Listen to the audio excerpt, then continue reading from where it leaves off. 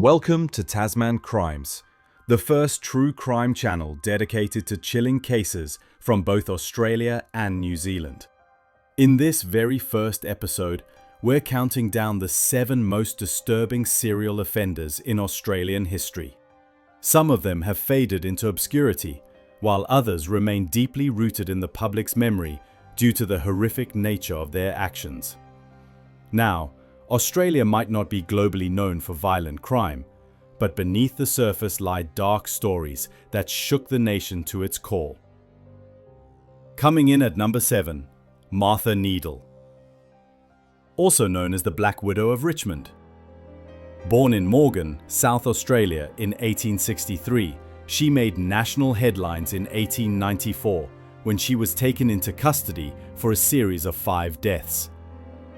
Among her victims were her 3 children, her husband, and Louis Yuncken, the brother of her fiancé, Otto Yuncken. Needle used arsenic to carry out the poisonings. Despite claiming innocence at trial, she was found guilty and faced capital punishment on October 22, 1894. At number 6, Lindsay Robert Rose. Born in Sydney in 1955, Rose worked as a paramedic and private investigator at different points. But that's not what made him infamous. On April 10, 1997, police arrested him for 5 killings committed between 1984 and 1994. As a contract offender, he was responsible for the deaths of Bill Kavanagh and his partner Carmelita Lee, Renette Holford, Fatma Ozanal, and Kerry Pang. For these brutal crimes, Rose received 5 life sentences without the possibility of parole. He's currently serving time at Goulburn Correctional Centre in New South Wales. Number 5, Derek Percy.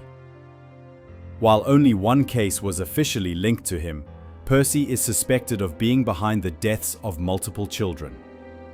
Born in Strathfield, New South Wales in 1948, he was arrested in 1969 for the abduction and death of 12-year-old Yvonne Toohey at Ski Beach.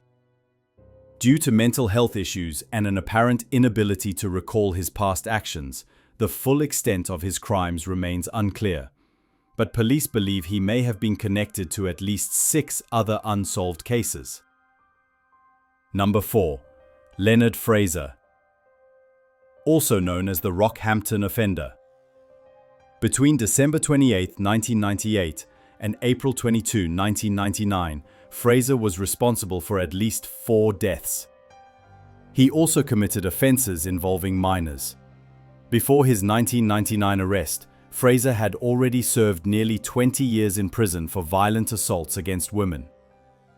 Though he initially confessed to 3 deaths, inconsistencies in his testimony led to an indefinite sentence for the killings of Beverly Lego, Sylvia Benedetti, and Julie Turner. Fraser passed away from heart failure on January 1, 2007. Number 3, John and Sarah Makin. Back in the 19th century, the Makins became notorious across New South Wales for what became known as the baby farming case. John was born in Wollongong in 1845, while Sarah was a Sydney local. Between November 1891 and June 1892, they were responsible for the deaths of 15 infants, all to claim life insurance payouts. John Makin was hanged at Darlinghurst Jail on August 15, 1893. Sarah's sentence was originally capital punishment, but later reduced to life behind bars. She was released in 1911 and passed away in 1918 due to heart issues. Number 2, John Wayne Glover. Born in 1932 in Wolverhampton, England, Glover moved to Australia in the late 50s. Not long after arriving, he began racking up offences including assault and theft. Between 1989 and 1990, Glover targeted and ended the lives of 6 elderly women, though authorities suspect the true number could be as high as 13. He was arrested on March 19, 1990, and later took his own life on September 9th, while incarcerated at Lithgow Correctional Centre. he was 72. And finally, number 1. Ivan Milat. Known for the infamous backpacker cases, Milat was born on December 27, 1944 in Guildford, New South Wales.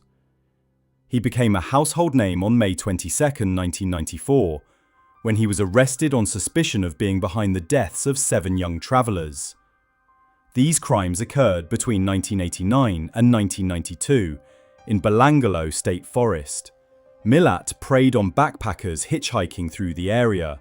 He was given 7 life sentences without parole and spent the majority of his time locked up at Goulburn Correctional Centre.